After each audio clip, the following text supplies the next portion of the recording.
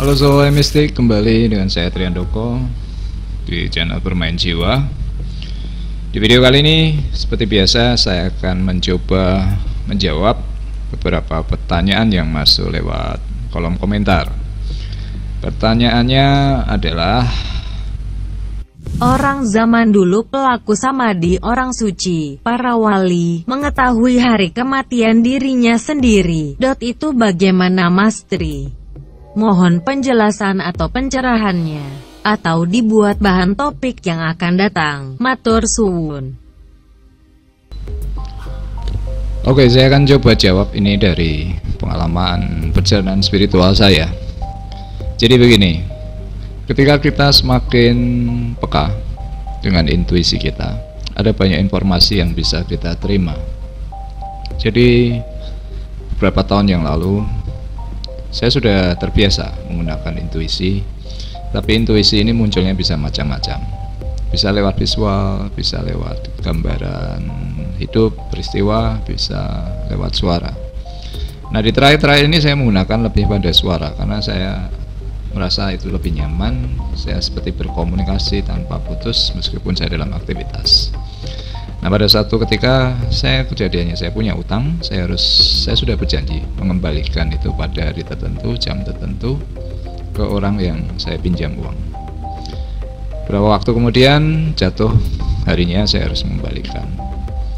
Nah, saya tahu sebenarnya orang tersebut juga tidak terlalu butuh uang, ibaratnya dia sudah lebih lah. Tapi karena saya sudah berjanji, ada kepikiran saya untuk menunda. Lalu suara batin saya, suara pikiran itu muncul dan mendorong saya untuk menepati apa yang sudah saya sampaikan.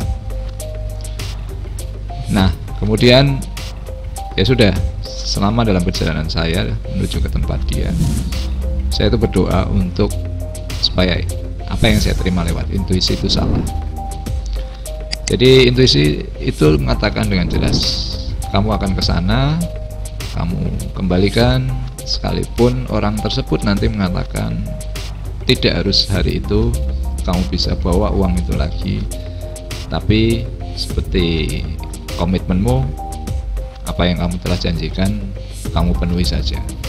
Jadi selama perjalanan saya berharap suara itu salah, saya berharap orang itu pergi dan saya tidak perlu mengembalikan. Tapi apa yang terjadi, saya sampai di sana, orang itu sudah ada di sana, dan apapun yang disampaikan itu persis seperti yang saya terima lewat suara pikiran saya. Ini satu contoh. Kemudian dalam beberapa kali peristiwa saya sering menggunakan itu sebagai bimbingan, sebagai petunjuk, dan apapun yang sering saya terima itu lebih sering tepat.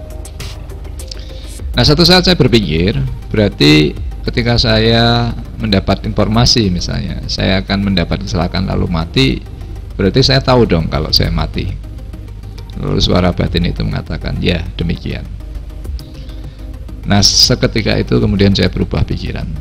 Jadi saat itu juga saya tertawa ketika manusia itu pada umumnya penasaran akan sesuatu, dia ingin kepastian. Tapi ketika dia tahu kepastian, konsekuensinya dia kehilangan kehendak bebasnya atau pilihan hidupnya.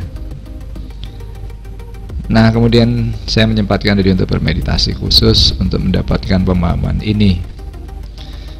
Jadi saat itu saya diberitahukan, sederhananya itu ada dua dunia dalam diri kita, dunia spirit dan dunia fisik. Di dunia spirit segala skenario itu disusun lengkap A sampai Z. Jadi ada banyak skenario di sana. Skenario apa ya? Skenario dari kelahiranmu sampai kematianmu, termasuk setiap harinya kamu itu akan menjalani apa. Jadi ini ibarat di dunia spirit kamu merencanakan setiap hari ini yang terjadi ketika kamu tidur pulas. Nah, ketika kamu dalam kesadaran dimensi fisik, skenario itu tersimpan dalam memori bawah sadarmu. Nah, mekanisme semesta mengatur ini semua itu dibatasi. Jadi dalam pemikiran saya, sekalipun orang merasakan sesuatu, mengetahui sesuatu, tapi itu pasti dibuat samar. Jadi ini simbolnya kalau dalam kejawen kan semar, guru samar-samar.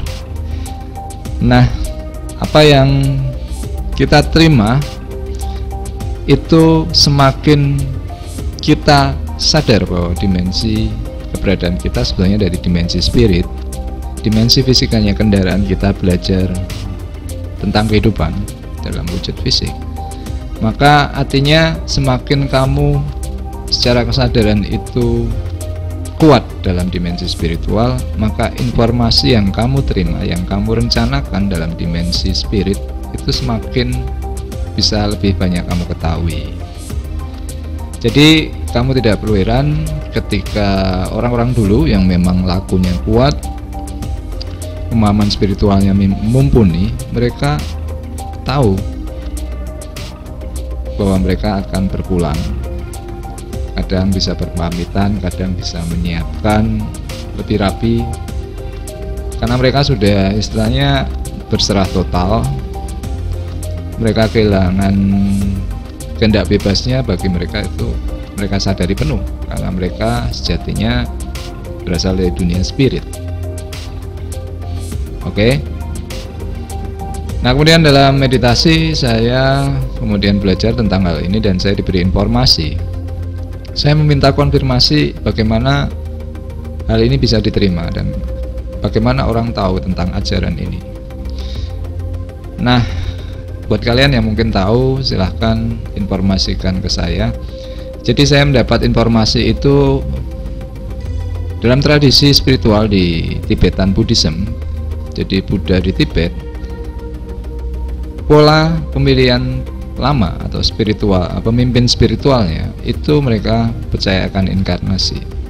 Jadi pemimpin spiritual yang sebelumnya, si lama pendahulu, sebelum dia meninggal, dia sudah merencanakan suatu estafet dari kepemimpinan spiritualnya. Dia akan merencanakan kelahirannya di mana dengan tanda-tanda apa, dan ini ditindaklanjuti kemudian setelah dia meninggal. Ada ritual di mana untuk mencari si lama yang berinkarnasi atau si pemimpin lama tadi yang sudah meninggal berinkarnasi di mana. Ini yang dilakukan dalam tradisi ritual Buddha di Tibet. Di tradisi-tradisi yang lebih lama lagi, saya yakin ini ada juga. Cuma kan mungkin sudah sekian ribu tahun ini berjalan, itu tenggelam. Tapi saya mendapat informasi tersebut. Oke ya, jadi ini yang bisa saya sampaikan. Seperti apa kebenarannya kembali pada dirimu, mau bisa percaya bisa tidak. Kita akan ketemu lagi di video selanjutnya. Selamat bermeditasi, selamat bermain jiwa.